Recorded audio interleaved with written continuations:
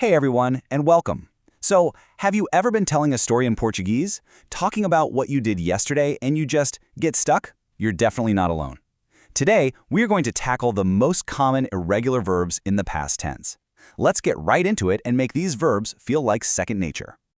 So, we're talking about completed actions in the past. You know, the stuff you do every day. Think of this tense as the storyteller's best friend. It's exactly what you need to share what you did yesterday, last week, or even last year. Okay, let's bring this right back to you. What did you do last night? Did you watch a movie, make some dinner, see your friends? Well, the verbs you need to answer that very question are exactly what we're going to cover today. Check this out. In this super common everyday exchange, two of the most important verbs are irregular. Fizeste comes from fazer, which means to do or make, and vi comes from ver, to see.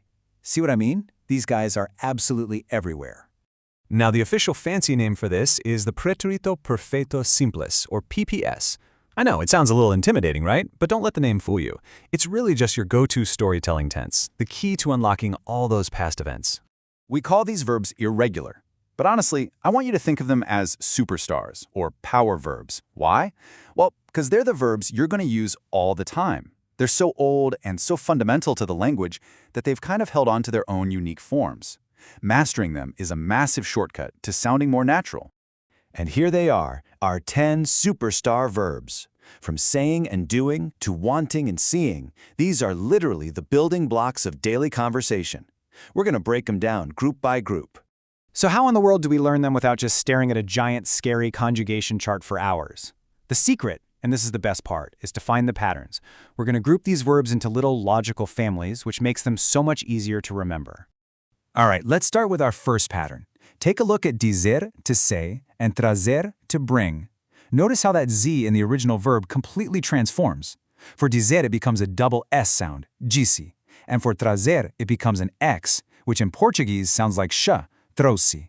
The cool thing is the endings are regular, so once you know that little stem change, you're golden.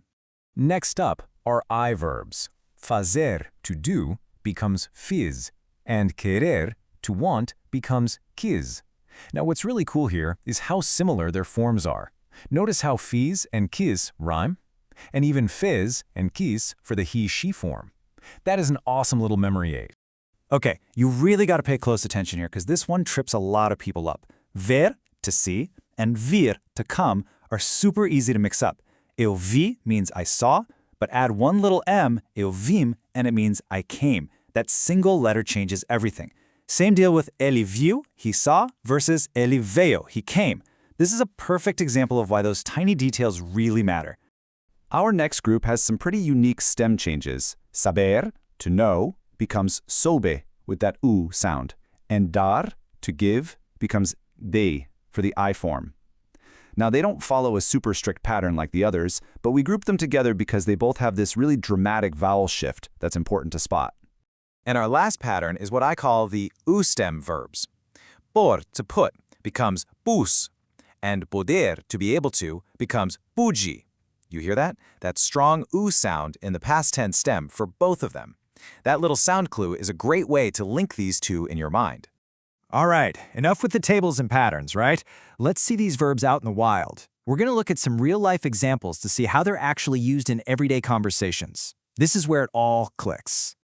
Os meus vizinhos fizeram. Fizeram is the they form of fazer. See, it follows that fiz pattern we saw earlier. My neighbors, they made. Simple as that.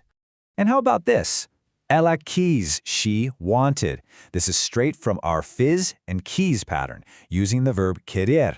It's a simple, powerful sentence built all around one of our key irregular superstars. Hey, remember those lookalikes we just talked about? Here's verb in action. Nós vimos means we saw. You can totally picture this happening, and now you've got the grammar to actually describe it yourself. This is a super useful phrase. Anytime you need to explain why you couldn't do something, you use poder in the past tense. Eu não pude, I couldn't. This follows that u stem pattern we learned. So practical. And one last one, bringing it all full circle from our first pattern. Eles trouxeram means they brought. This is from the verb trazer, which we grouped with dizer. It's a perfect way to talk about someone bringing something to a party or a get-together. So, there you have it. We've broken down the 10 most common, most important irregular verbs. I want you to think of this as your personal past tense toolkit, ready for you to start telling all your stories in Portuguese. Look, if you remember just one thing from all this, please let it be this. Don't try to memorize 100 different verb forms. That's a recipe for disaster. Instead, just focus on these small groups, the patterns, and the lookalikes. That is the real secret to mastering this. Okay, now it's your turn to put this into practice. What did you do last weekend? Try using one of our superstar verbs, fazer, ver, poder, querer, and build your own sentence. That's how you really make this knowledge stick. Thanks for tuning in.